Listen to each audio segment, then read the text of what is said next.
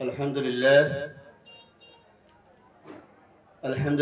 رب العالمين والعاقبة للمتقين والصلاة والسلام على رسوله محمد وآله وأصحابه أجمعين أما بعد فأعوذ بالله من الشيطان الرجيم بسم الله الرحمن الرحيم الحمد لله رب العالمين الرحمن الرحيم مالك يوم الدين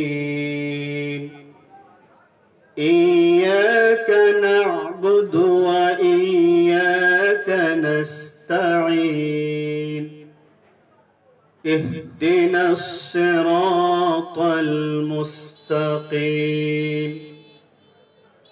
صراط الذين أنعمت عليهم غير المغضوب عليهم ولا الضالين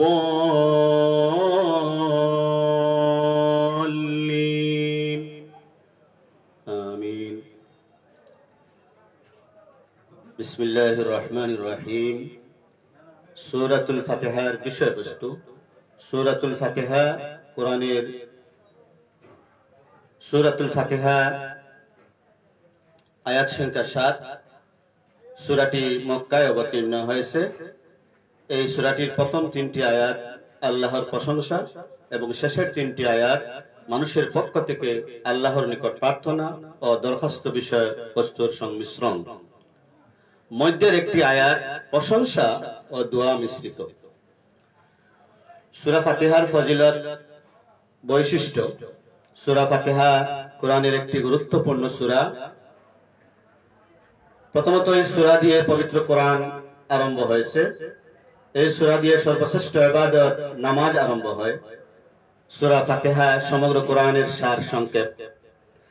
এই সূরায় সমগ্র কোরআনের সার মর্ম সংক্ষিপ্তভাবে বলে দেওয়া হয়েছে। তাফসিরে রুহুল মাআনি ও রুহুল বয়ানে বিস্তারিত আলোচনা রয়েছে। তাই এই সূরাকে সহিহ হাদিসে উম্মুল কোরআন, উম্মুল কিতাব বলা হয়েছে।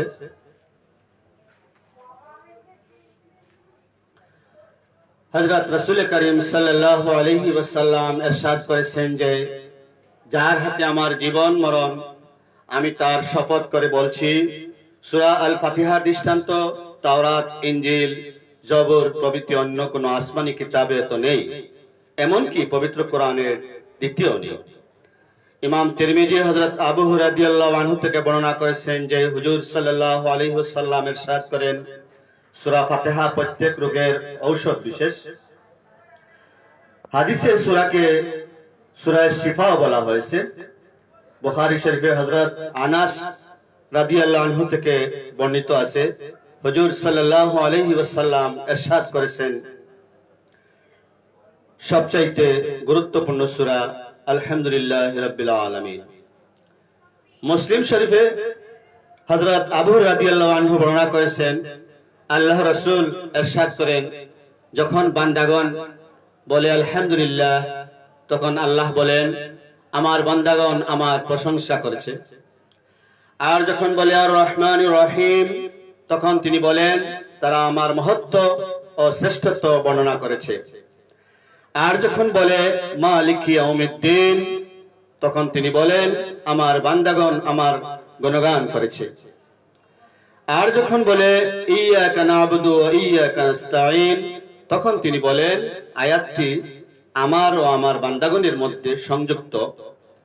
অতঃপর যখন বলে ইহদিনাস সিরাতাল মুস্তাকিম থেকে শেষ পর্যন্ত, তখন আল্লাহ বলেন এসবই আমার বান্দাগণের জন্য এবং তারা যা চাইবে তাই তারা পাবে। আমি তাফসিরে মাআরিফ কোরআন থেকে সূরা ফাতিহার সংক্ষিপ্ত তাফসির পেশ করছি। আলহামদুলিল্লাহ, সমস্ত প্রশংসা আল্লাহর জন্য। দুনিয়াতে যে কোনো স্থানে যে কোনো বস্তুর প্রশংসা করা হয় তা বাস্তবে আল্লাহর প্রশংসা।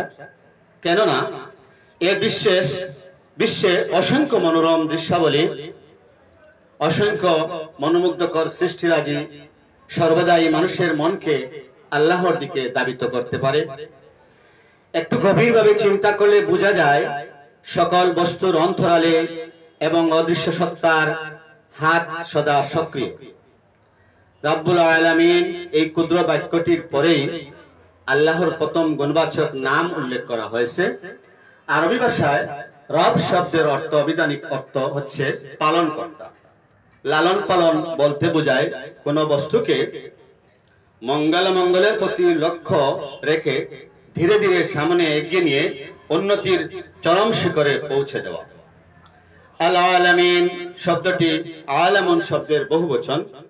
এতে পৃথিবীর যাবতীয় সৃষ্টি অন্তর্ভুক্ত, যেমন আকাশ, বাতাস, চন্দ্র, সূর্য, নক্ষত্র, তারকারাজি, বিজলি, বৃষ্টি, ফেরেশতা ইত্যাদি।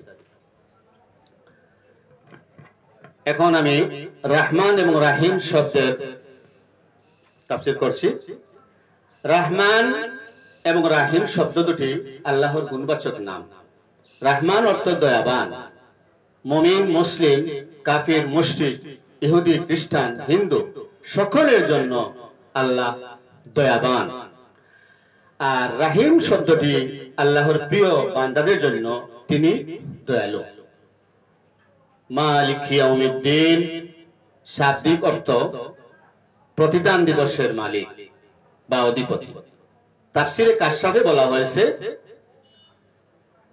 ব্যাপকতার প্রতি ইশারা করা হয়েছে, অর্থাৎ প্রতিদান দিবসে সকল সৃষ্টিরাজি ও সকল বিষয় আল্লাহ তাআলার অধিকার থাকবে।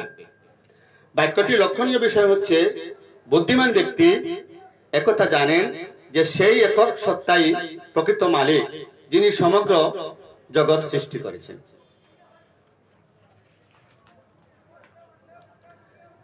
ইয়াকা না'বুদু ওয়া ইয়াকা নাস্তাঈন আয়াতের এক অংশে তারিফ ও প্রশংসা এবং অপর অংশে দোয়া ও প্রার্থনা। না'বুদু শব্দটি ইবাদত শব্দ থেকে গঠিত। এর অর্থ হচ্ছে কারো প্রতি অশেষ শ্রদ্ধা ও ভালোবাসার দরুন তার নিকট নিজের অন্তরের কাকুতি মিনতি প্রকাশ করা। নাস্তাঈন শব্দটি ইস্তিআনাতুন হতে গঠিত। এর অর্থ হচ্ছে কারো সাহায্যে প্রার্থনা করা।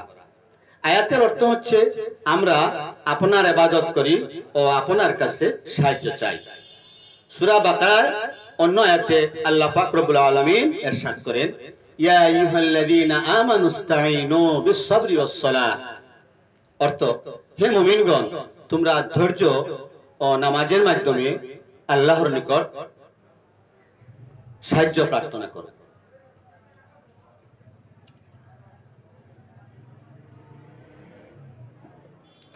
আল্লাহ ছাড়া আর কারো ইবাদত করা যাবে না। ইবাদত শুধু নামাজ রোজার মধ্যেই সীমাবদ্ধ নয়। ইমাম গাজ্জালী স্বীয় গ্রন্থে আরবাঈনে 10 প্রকার ইবাদতের কথা উল্লেখ করেছেন, যেমন নামাজ, রোজা, যাকাত, কোরআন তিলাওয়াত, সর্বাবস্থায় আল্লাহর শরণ, হালাল উপার্জনের চেষ্টা, প্রতিবেশীদের প্রাপ্য পরিশোধ করা, মানুষকে সৎ কাজের আদেশ ও খারাপ কাজ থেকে বিরত থাকার উপদেশ দেয়া, রাসূলের সুন্নাত পালন করা। ইবাদতের ক্ষেত্রে আল্লাহর ব্যতীত অন্য কারো নামে মানত করা যাবে না। আল্লাহ ব্যতীত অন্য কারো জন্য রুকু বা সিজদা করা কোনো অবস্থাতেই বৈধ হবে।